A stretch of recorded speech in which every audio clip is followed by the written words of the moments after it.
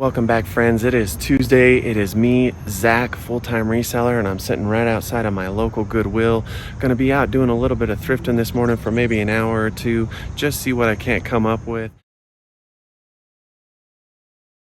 Well, I was hoping to run into some cool old vintage blow mold for Halloween, or a cool old Scream mask or Freddy Krueger mask, but all I found was this creepy doll. Unfortunately, that's just how it goes. I did run into these Delta hose assemblies, and despite being new, they just weren't worth the grab. Here in men's polo shirts, and they kind of rearranged the clothing aisle, probably trying to squeeze a little bit more in. All right, this is a Cowboy Hardware boys pearl snap shirt. It's got a geometric print. It is size large. It's $3.99, which is paying up, but I've done pretty good selling Cowboy Hardware in youth sizes, so gonna grab it. I found this Red Oak Oklahoma Sooners sweater vest, and it's $5 and some change. Not the best brand, but it's got a great college team, so I'm gonna go scoop it up and hope that some old man buys it so he has it to wear on a Saturday game. Came across this big pile of Nerf guns, but just didn't have the time or patience this morning to feel like looking them all up.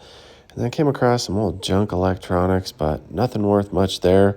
And then finally, had to pay the cost to be the boss. Here's the damage on these two items, $9.48. My local Goodwill just started a deal where if you pay with cash, they give you 5% off. So I saved 47 copper pennies, and that's cool with me. Yeah, hate to pay up, but that's thrifting in my area. Just buy good stuff and buy stuff that you know will sell. That's my advice. I am now heading east back towards my house. I went ahead and made the executive decision, because I'm the boss, that I would skip one of the smaller thrift stores, mainly because it was going to take about 20 more minutes before they opened.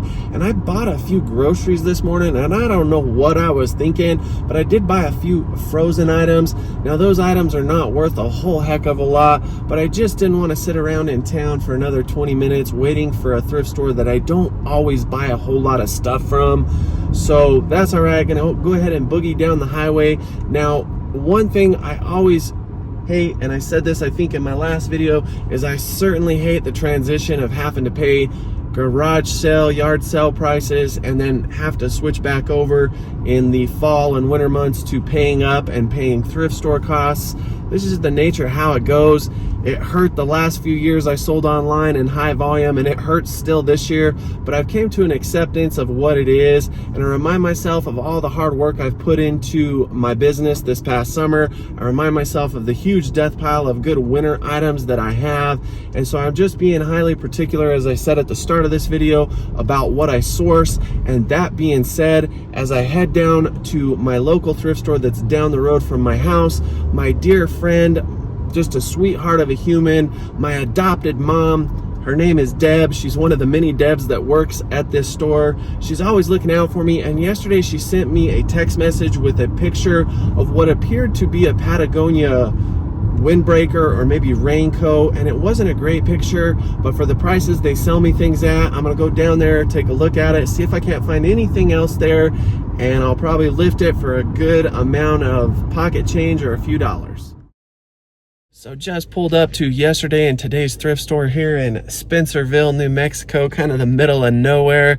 But one thing I love about this store is not only the people, but they run constant deals here. They're always doing bag sales, buy one, get one free, you name it. And so if you're somebody that's low on fundage, you only have so much to spend on your cost of goods, try to seek out the thrift stores that do those type of sales. When you can fill a bag for $3 or $5, that's just a great way to save money. The caveat though is that you don't want to be buying junky stuff, because junky stuff will take up a lot of real estate, and the time it sits will be longer, and it may not sell at all. So caution to my advice. Came in visiting with my friends here at the thrift store, and this is the jacket. It is a child's raincoat. It's in great shape, and so I'm gonna scoop it up, and grateful for friends.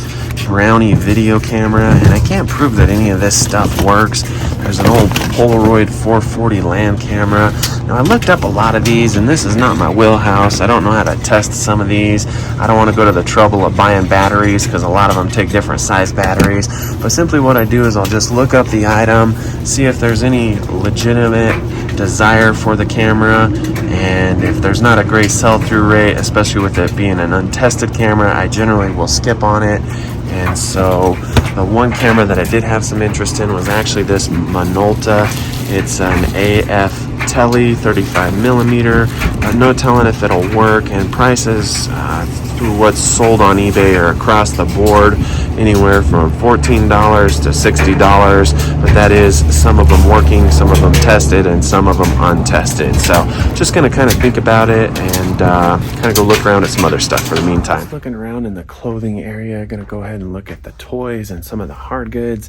And then my friends who operate the front or intake part of this business did tell me they have some stuff stashed out for me, so I'll go take a look at all of that before I pay and get that guy. I'm always looking for my mom an unopened puzzle when I'm out sourcing, whether it be a garage sales, yard sales, estate sales. You got to take care of your parents. They take care of you.